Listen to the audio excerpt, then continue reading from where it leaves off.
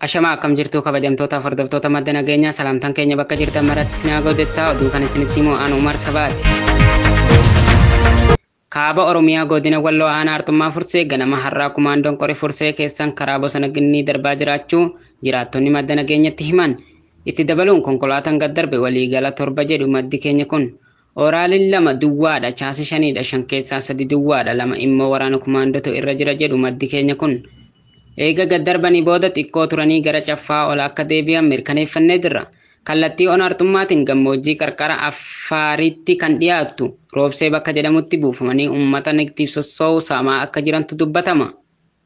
Kallattii aanaa Dawwee Harawaanis bifuma wal fakkaatuun kan guyyaa 2 dura gadi bu'anii turan ol hin deebine achuma bosona kee jiraachuu mirkaneeffannee jirra. Uummanni keenya of tahee biyya isaa akka eeggatu ergaan darbee jira.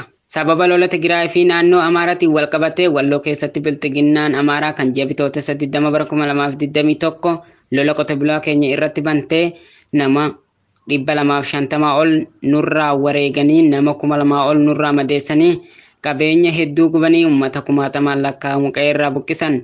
Warri fannoo diimaa UNilleen akka hin gargaarre godhanii uummata keenyatti taphataa turan har'a Tigraay lola itti bantee jennaan ganda Walloon qabdu hunda irra deemanii qarshii 10 hanga 200 guuruu qophii xumuranii jiru bilxiginnaan Amaaraa. Gandoonni hanga ammaa nu harka ga'e kan armaan gadii kana.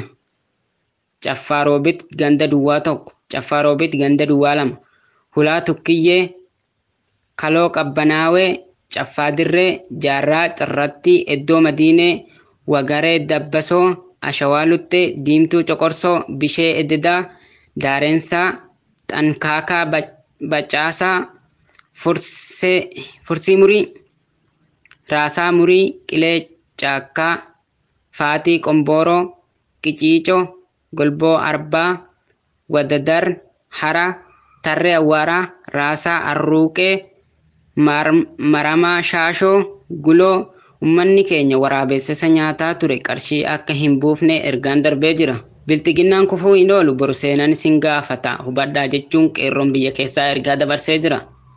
Aanaa Jillee Dummuugatti raayaan ittisa biyyaa namoota qabuu eegalee jiraachuu jiraattonni madda nageenyatti himan. Akkuma armaan dura isiniif gabaasaa turre aanaa Jillee Dummuugaa irraa namoonni qabamuuf qaadhimamanii turan yeroo ammaa kana namni 2 qabamanii jiru. Namoota qabaman kan maqaan nu gahe Hussein Daboo Abbush kan jedhaman kumaandi poostiin qabamanii jiru. Namoota baay'ees akka barbaadaa jiran madda keenya kana irraa mirkaneeffannee jirra. Magaalaa Kamisee keessatti guyyaa har'aa hojjettoota aanichaa guutuun waltajjii irra turan.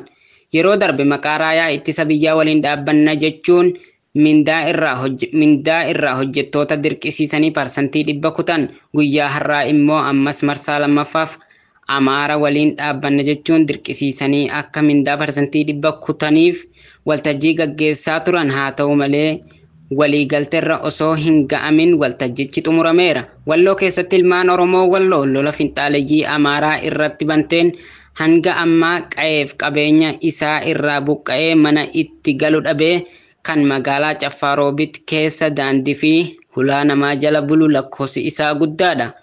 Utuu uummatni keenya beelaaf rakkoo lola Amaaraan gidirfamuu ammaas yeroo lammaffaaf Amaaraaf mindaa kutaa jechuun hojjettoota waltajjii teessisuun haadhaaf abbaa irraa dhalatan wallaaluu irraa madda jedhame. Oduu dabalataaf Aliyyii Hasan waliin turtii gaarii. Ibsa pirezidaantiin naannoo Tigraay kennan. Pirezidaantiin mootummaa naannoo Tigraay Dabratsiyoon Gabra Mikaa'el erga dhaabni isaanii magaalaa Maqaleetti as deebi'ee yeroo jalqabaatiif afaan Amaaraatiin ibsa kennaniiru. Gabaasni Mulugeetaa Asbahaa Maqalee irraa dabarse akka jedhutti pirezidaantiin mootummaa naannoo Tigraay waraanni mootummaa Itoophiyaa milishoonni mootummaa naannoo Amaaraatii fi waraanni mootummaa Eertiraa lola Tigraay irratti bananiin rasaasaan beelaa fi hokkora saalaatiin ji'a 8tiif uummata Tigraay duguuguu irratti hirmaataniiru jechuudhaan himataniiru. miidhaan ummata Tigraay irra gaheera jedhan. Miidhaan kun kan sabicha cabsu otoo hin ta'in inumayyuu jajjabeessee akka moo'ichaan isaan gahe dubbatan. Dabratsiyoon injifannoo hafanis goonfachuudhaaf qabsoo akka itti fufan ibsaniiru. Heera biyyattii cabsuudhaan lafti Tigraay humnaan weerarameera kan jedhan pirezidaantiin naannoo Tigraay warreen lafa Tigraay irratti weerara raawwatan akka gad lakkisanii bahan gaafatan. Ta'uu baannaan garuu humnaan akka baasan dhaadatanii jiru.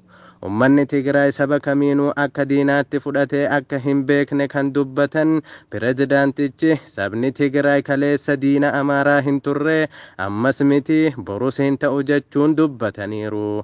Haala wal qabatee mootummaan naannoo Tigraay ibsa baasee naannolee Itoophiyaa biroo keessatti lammiileen Tigraay hidhaa fi qabeenyi isaanii saamamaa jiraachuu fi ajjeefamaa akka jiran caqaseera. Miseensa raayyaa ittisa biyyaa kan turan dhalattoonni Tigraay kuma kudhaniin kan lakkaawwaman mana hidhaa jiraachuu isaanii fi warreen biroo ammoo achi buuteen isaanii dhabamuu kan hime ibsichi mootummaa naannoo Tigraay kun ummata Tigraay irratti warreen yakka raawwatan sadarkaa addunyaatti itti gaafatamuu qabu jedhan Dabratsiyoon.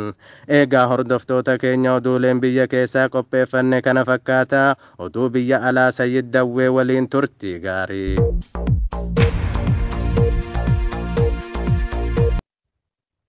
Oduu biyya alaa keessaa immoo dargaggoon Keeniyaa tokko ijoollee 10 ol ajjeesuu amane. Dargaggoon lammii Keeniyaa yoo xiqqaate ijoollee 10 ajjeesuu amanuun mata duree ijoo dubbii miidiyaalee biyyattii ta'eera. Namtichi maqaan isaa Maastin Miliimoo Wanjaalaa jedhamu umriin ganna 20 yoo ta'u ajjechaa ijoollee lama dhiyootti hordofuun qorannoof jecha roobii darbe kana hidhamee ture.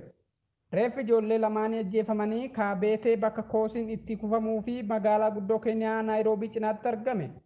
Wanjaalaan ijoollee lachuu ajjeesuu kan amanee wayita ta'u ijoollee 9 kanneen biroo umriin isaanii ganna 12 fi 13 gidduu jiru ajjeesuusaas bal'inaan qorattoota yakkaatti himeera. Poolisiin kana ka'umsa godhachuun reeffa ijoollee kaanis barbaadu itti fufa jedhameera. Ijoollee namtichi ajjeesuu amaneerraa jedhamee keessaa tokko dhiya Keeniyaa Kaamukuuwaa iddoo jedhamutti mormii hawaasa kaasee ture. Jiraattonni mana namticha daa'ima ajjeesuu ni oolle jedhanii shakkaniitti ibidda qabsiisanii turan. Namtichi ijoollee ajjeesuu shakkame kun ajjecha raawwachuu shakkame hundaaf himatameera. Ameerikaan haalli qabiinsa mirga namoomaa Masrii keessa na yaaddessa jette.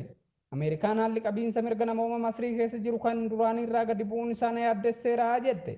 Dubbi himaan ministeera dhimma alaa Ameerikaa Niid Piraayis hooggantoonni dhaabbilee miti mootummaa gaazexeessitoonnii fi barsiisonni yuunivarsiitii hidhamuu fi qoccolamuu ibsan.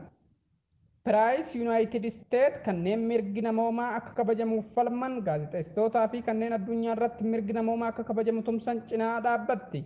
Namoonni hundi ilaalcha siyaasaa qaban ibsachuu akka danda'an eeyyamuu fi gurmaa'uu akka danda'anii fi walitti dhufeenya karaa nagaa akka qabaatan eeyyamuu fi qaba jennee yaannaa jedhan. Daarektarri dhaabbata Masriitti mirga namoomaaf falmu Hoosaan Bahagaat koomishinii filannoo biyyattii toora Tiwiitaraa gubbaatti arrabsa jedhamee himatamuusaa Piraayis himaniiru. Mootummaan Itoophiyaa lammiilee keenya mana hidhaa Saawud Arabiyaa keessatti hidhamanii rakkataa jiran guyyaa irraa kaasee akka gara biyyaa hin galchine beeksise. Imbaaseewwan Jiddaa fi Riyaad sababa ayyaanaatii biiroo hojii isaanii cufanis lammiileen Itoophiyaa mootummaan galchuuf karoorfate 40,000 ta'uu fi hanga ammaatti lammiileen 40,000 biyyatti galuun beekameera. Haa ta'u malee karoorri mootummaa 40,000 waan ta'eef karoorri sun guutuutti waan raawwateef mootummaan har'a irraa kaasee akka galchuuf fedhii hin qabne odeessa qabatamaa imbaasii irraa argannee jirra. Lammiileen hanga ammaatti galan kan ji'ootaa fi bara mana hidhaa keessatti lakkoofsan yoo ta'u ammallee mootummaan Suudii lammiilee keenya ji'a kana keessa akka malee guuree mana hidhaatti naqeera. Lammiileen kun galfamuuf wanti addame tokkollee hin jiru. Kanaafuu miidiyaaleen Oromoo dhimma kanaaf sagalee akka taatan asumaan waamicha keenya dhiyeessina. Namoota achi buuteen isaanii wallaalame iyyannoon hedduun isaa dhaqqabaa akka jiruu fi barbaacha eegaluuf akka ta'e koomishiniin mirgoota namoomaa Itoophiyaa beeksise. Iyyannoo koomishinichi na dhaqqabe jedhe keessaa tokko kan koongirensii federaalaa Oromoo iyyate dhimma miseensa dhaabichaa obbo Mallasaa Caalaati. Godina Shawaa Lixaa Aanaa Baakkoo Tiibbeetti miseensi buleessi Kafaa'oo Mallasaa Caalaa jedhamu mana jireenya isaatii butamuun achi buuteen isaa dhabamee hedduu akka isaa yaaddesse Kafaa'oon xalayaa koomishinii mirgoota namoomaaf barreesseen ibseera.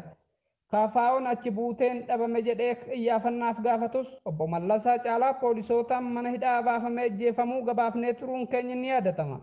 Egaa hordoftoota keenya oduulee biyya keessaa fi alaa qindeessee simbiraan gaa kan ture ana Said Dawweetii fi Umar Sabaati. Gama teeknikaatiin kan nu faana ture Mu'ee Callaati. Odeessa guyyaa biraatiin hanga walitti deebinutti nagaaf nuuf bulaa.